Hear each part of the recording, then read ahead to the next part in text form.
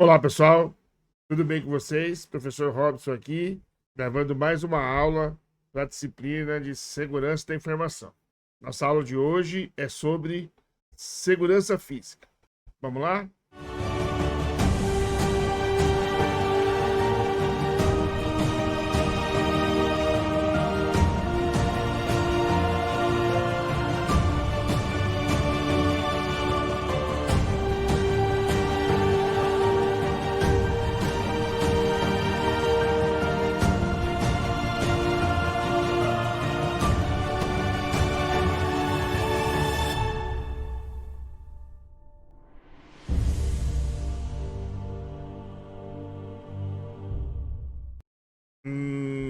Nossa aula é continuidade, então a gente falou aqui na última aula sobre a política de segurança, né? E agora a gente trata de algumas políticas que são fundamentais para um ambiente com segurança. E a primeira dessas políticas importantes é a política de segurança física. A gente já discutiu desde o começo do curso que informação é vital, tem valor agregado ao negócio a que ela pertence, é um bem intangível, porque você não pega a informação, né? Mas é um ativo importante. E por isso a gente já definiu que precisa de proteção. Bom, e aí a gente sabe que para proteger essas informações, sem importar o local que elas estejam, com regras, leis, normas e boas práticas.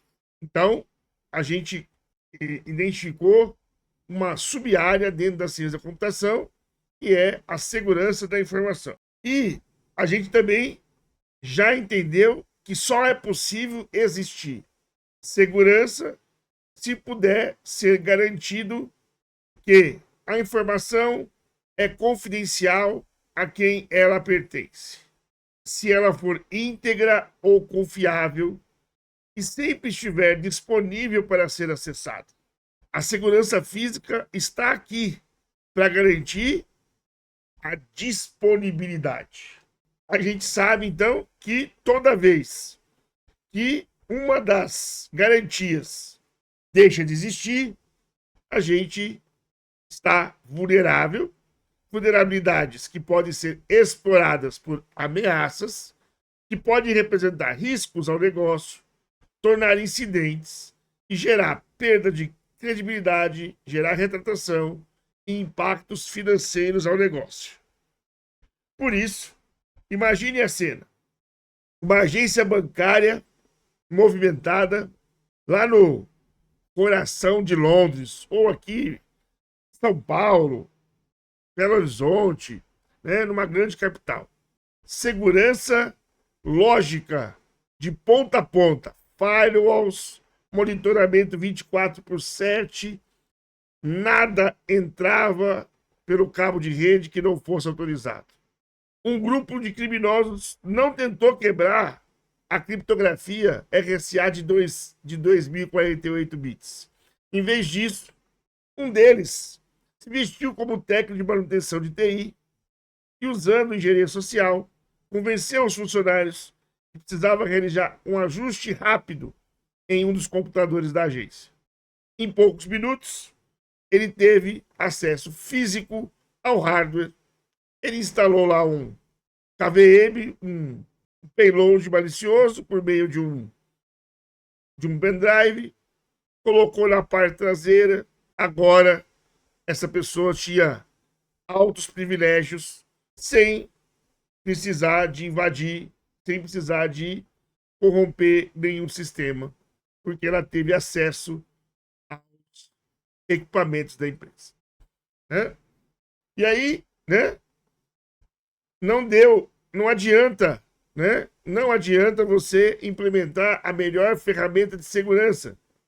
Porque se a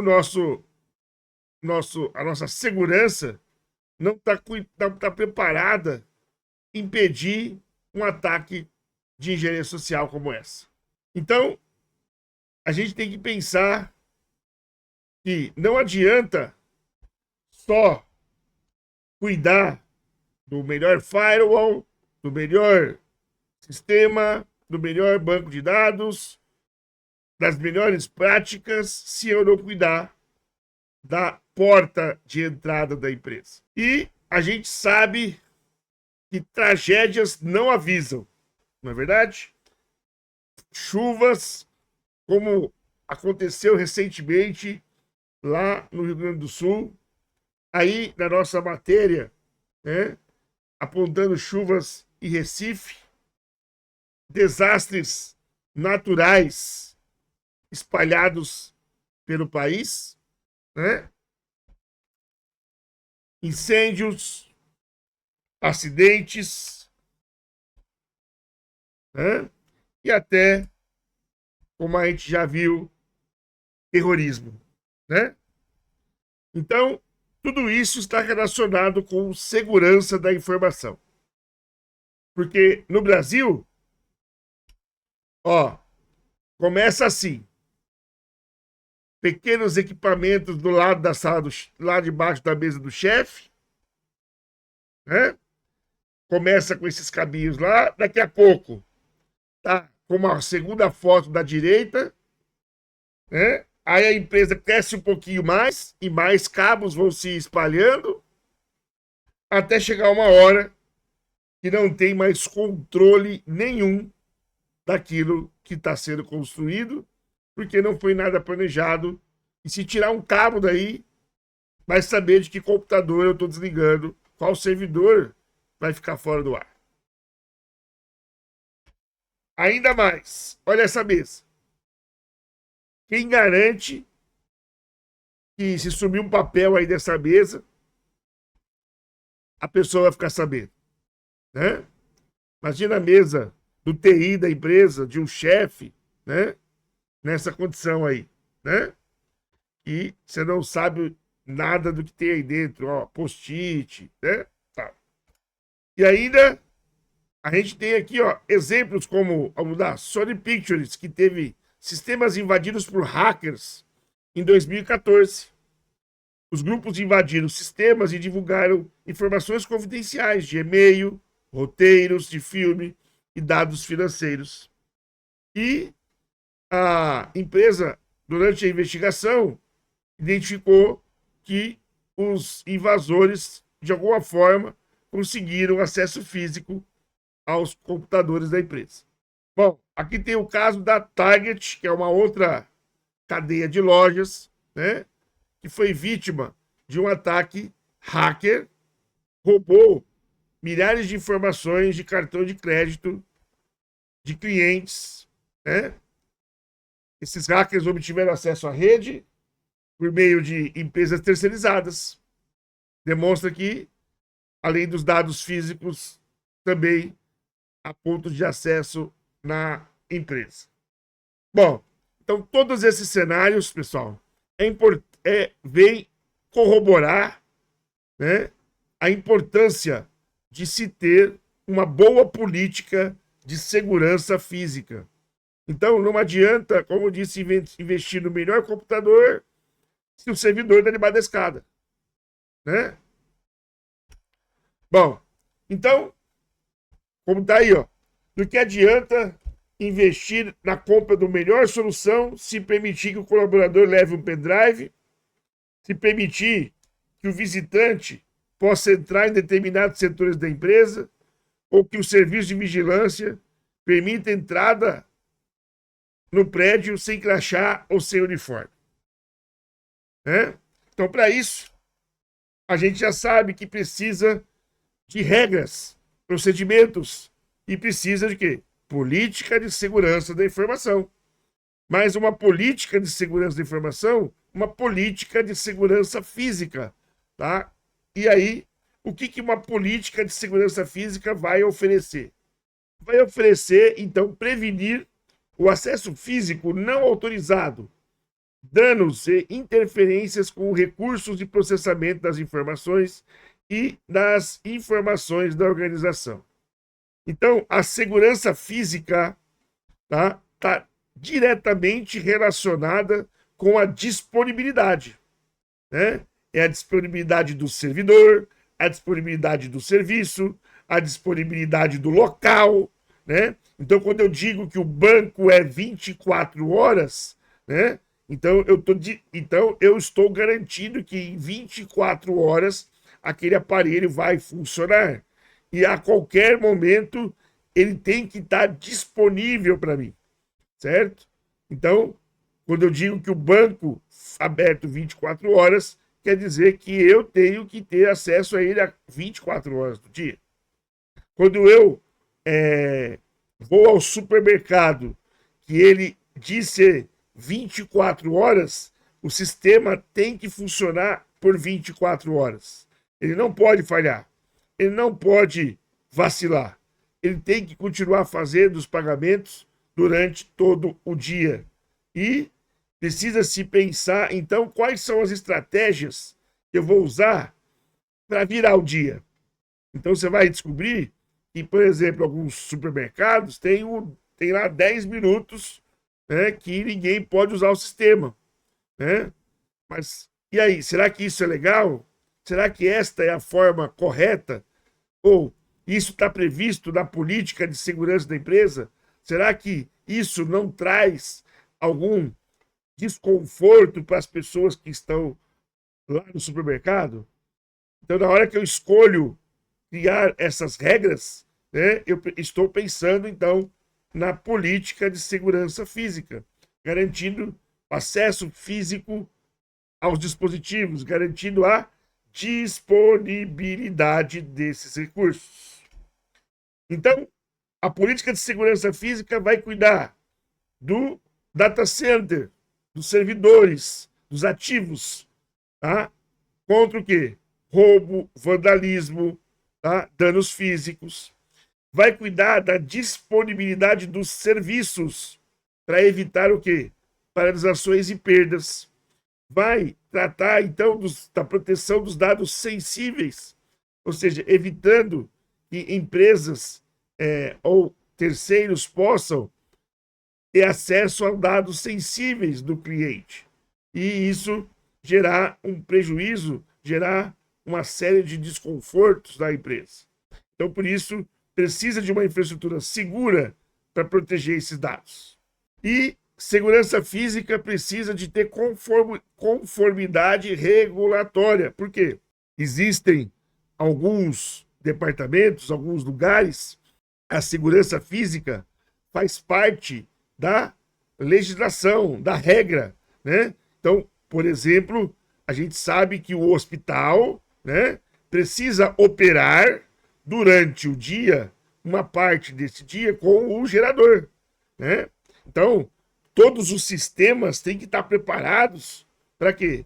Para a hora que o gerador entrar, a hora que ele sair, eles não serem interrompidos, não serem desligados. Imagina lá as pessoas que estão na UTI e na hora que o gerador vai fazer a troca, o equipamento desliga, para de fazer a análise. Então vai ter um problema complicado aí, né, com esses sistemas, né? Precisa ter proteção contra ameaças internas, ou seja, não tem que limitar contra acesso não autorizado. Então, o terceirizado precisa ter regra. Ele não pode estar em qualquer lugar. E se ele está em qualquer lugar, se ele precisa estar em locais onde as informações são críticas, então esse funcionário precisa receber treinamento. Ele precisa estar ciente do lugar que ele está entrando. Ele precisa, talvez, assinar termos de confidencialidade sobre o que ele vai olhar para garantir a proteção da empresa. Bom, a política de segurança física ainda vai tratar da contingência e da recuperação de desastres. Para que tudo der pau, para onde que a gente faz? Para quem que a gente liga? A política de segurança vai garantir a confiança do cliente, porque ele vai garantir que o serviço está sempre funcionando e protegendo os meus dados. Quando eu usar o caixa 24 horas dentro do banco, eu quero estar usando ele com segurança. Eu quero ter garantia que meus dados estão protegidos na hora de fazer a minha transação lá no caixa. tem que prevenir contra espionagem industrial, né? Para que as campanhas, os dados, as informações estratégicas não podem vazar, né? A empresa tá criando um produto, está criando alguma ferramenta, né? E do nada, né? Do nada ele perde seus dados, é verdade? Então não pode vacilar, certo? A empresa tem que estar atenta, tá, a essas questões, tá? E também a proteção da segurança da reputação da empresa, né? Cuidar para que os incidentes, né, não afetem a confiança dos clientes e os parceiros aos negócios. Então, esses são os parâmetros que eu utilizo para estabelecer uma política de segurança física no ambiente. Bom, então, diante desse cenário, então, quais são as vulnerabilidades que chamam a atenção para que a empresa pense que precisa de implantar uma política de segurança física? Então, o acesso não autorizado. Então, locais que permitem a entrada de indivíduos não autorizados podem levar a roubo. Então, isso é uma vulnerabilidade. Falta de vigilância em locais que precisam de ter essa vigilância, né? Seja por câmera, seja por pessoas, né? Quais são os pontos fracos da empresa? Janelas, portas, quais são as áreas que precisam, né? Quais são as barreiras físicas que eu posso criar para impedir ou que facilitem, né, aquele muro muito baixo, aquela porta que não fecha direito. Então, tá? E proteção contra os desastres ambientais. Claro que a gente não pode prever aquela chuva, aquele incêndio, né? Mas a gente tem que estar preparado o que fazer, né? E claro, né, toda a política de recuperação de desastres primeiro foca nas pessoas. Então ele tem que primeiro você tira as pessoas do ambiente, porque isso faz parte também da informação. Tira as pessoas, depois cuida dos equipamentos para ver o que sobrou e aí pensa qual é a estratégia, né? Bom, a gente tem ainda vulnerabilidades com falhas de infraestrutura, sistemas de energia, ventilação, ar-condicionado, que esses sistemas, se falharem, o servidor aquece, danifica disco, danifica partes de memória do computador, e isso pode gerar um problema. Armazenamento inseguro, onde backups ficam em locais não apropriados, riscos de internos, de funcionários contratados a ter acesso aonde não deveria ter, e manuseio inadequado de visitantes, falhar no monitoramento dos visitantes, de identificar que é um visitante, de saber que aquela pessoa não pode circular em todos os locais da empresa, né? Ainda a gente tem, então, iluminação insuficiente, falha de comunicação, ausência de controle de acesso, falta de preparação para emergências e tecnologias desatualizadas. São outros exemplos de vulnerabilidades, certo? Então, se eu estou, né, com uma tecnologia desatualizada, um sistema de segurança obsoleto, então eu estou vulnerável. Se eu não tenho controle de acesso adequado, então eu estou vulnerável. E, estando vulnerável, surgem, então, que ameaças podem afetar, então, essas vulnerabilidades. Então, a gente tem, né, então, tanto vulnerável, certo, com relação à segurança física, dentro daquelas vulnerabilidades, a gente vai ter, então, remoção de material não autorizado, arrombamento, acesso ilegítimo, enchentes, incêndio, engenharia social, né? Então, todos esses são todas ameaças que ambientes físicos podem ter quando está vulnerável ou dentro uma daquelas vulnerabilidades que eu acabei de apresentar para vocês. Claro que quando a gente coloca a engenharia social aqui, a gente está falando da vulnerabilidade humana, né? O ser humano é a vulnerabilidade mais complicada do processo, certo? Porque é ele que vai deixar entrar.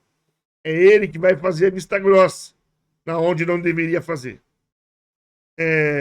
A gente aqui, né? Agora, a gente vai, então, conhecer ambientes, né? Ambientes relacionados com a segurança física, né? E, por exemplo, então, a gente pensa agora na concentração de dados para tomada de decisão. Então, pessoal, a partir daqui, a gente vai discutir, então, assim, o que a gente vai discutir, né? Qualquer negócio que a gente leva para o digital, ele vai acabar concentrando uma série de informações. Como diz aí o texto, o empresário só pensa na informatização, esquece do resto. Ele esquece que o sistema precisa de servidor, né? E, como a gente já viu, não adianta preparar o firewall, é necessário todo um ecossistema e equipamentos para segurança. E aí é a hora que a empresa escolhe para onde eu vou, né? Eu vou para o data center, eu vou para a nuvem, eu vou para o VPS. Então, é nessa hora que a empresa precisa, então, pensar qual é a estrutura, qual é o caminho que ela vai tomar para colocar os seus dados, né? E a primeira estrutura mais conhecida é o data center, né?